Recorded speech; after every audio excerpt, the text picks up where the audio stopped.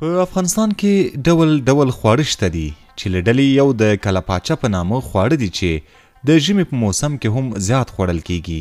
دا څه ډول خواړه دي، څنګه او له څه شي چمتو کیږي، څومره مینوال لري، ولې خلک په سړه هوا کې ډیر خوري، نو دا او دې ته ورته نورې پوښتنې به مو په دې معلوماتي راپور کې ځواب شي.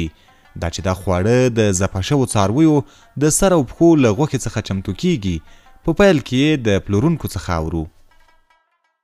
تقریبا 10 سال 12 سال شاوخوا 10 یا 12 کاله کیږي چې په دغه کار کې مصروف یم.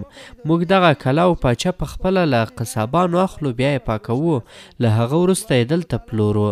له دې ځایه یې خلک او د رستورانتونو خاوندان بیا له موږ څخه پیري. اوس هوا سړه شوې، ډیر خلک د کلا او پاچه پخولو شوق کوي، دلته راځي اخلي او له ځان سره یې وړي.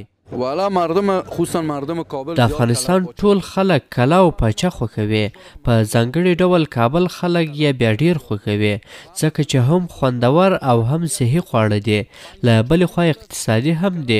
مثلا 1 کیلو غوښه په شاوخوا 1500 افغانۍ ده، خو دغه کلا او پاچه بیا په 350 افغانۍ ده چې شاوخوا 3.5 تر 4 کیلو پورې وزن رسیږي.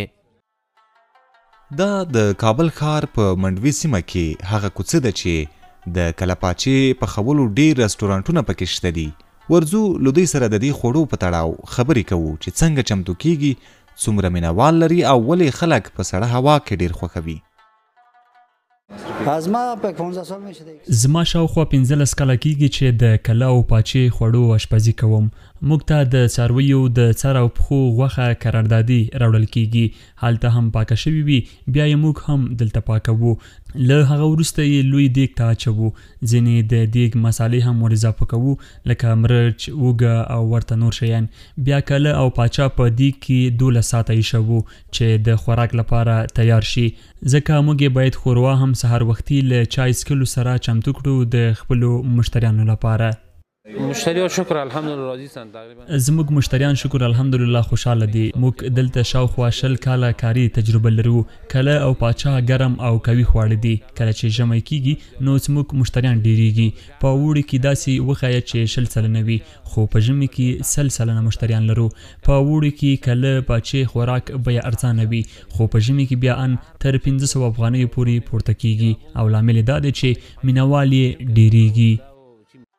د کلپاچه خوړو یو شمیر مینوال وایي کلونه کیږي چې دا خواړه خوري. امان الله چې د دې خوړو یو سرسخت مینوال دی داسې وایي. د ډاکټر نجیب د واکمنۍ پر مهال زما یاد شي چې له خپل پلار سره به دې ځای ته راتلمه. شاوخوا 13 کاله به کیږي. ولا دا ډیر خوندور او ښه خواړه دي، اقتصادي هم تمامیږي. زموږ په څیر کارګرو خلکو لپاره هغه خلک چې کارګر دي زحمت وباسي، په ټوله کې د هیواد د خلکو لپاره ښه خواړه دي. زه د کله او پاچې په خپل ډیر زیات مینوال یم. اوس په خیرخاني کې اوسېږم، خو چې ښار ته د سودا پیرلو لپاره راځم حتما دې رستورانت ته راځم، کله او پاچه نوشیجان کوم، بیا بیرته ځم کور ته. د کلپاچې د مینوالو له ډلې محمد اشرف بیا دا خواړه ډیر ګټور یادوي. نوموړی وایي زه له ډیر پخوا راهیسې دغه کلا او پاچه خواړه خورم، ځکه زموږ پلرونو او نیکونو هم دا خواړه خوښول او په سړه هوا کې به یې خوړل. دا خواړه چې ډیر خوندور هم دي، له بلې خوا ډیر قوي هم دي چې جسم ته قوت او انرژي ورکوي او په سړه هوا کې هم ډیر ښه لګیږي.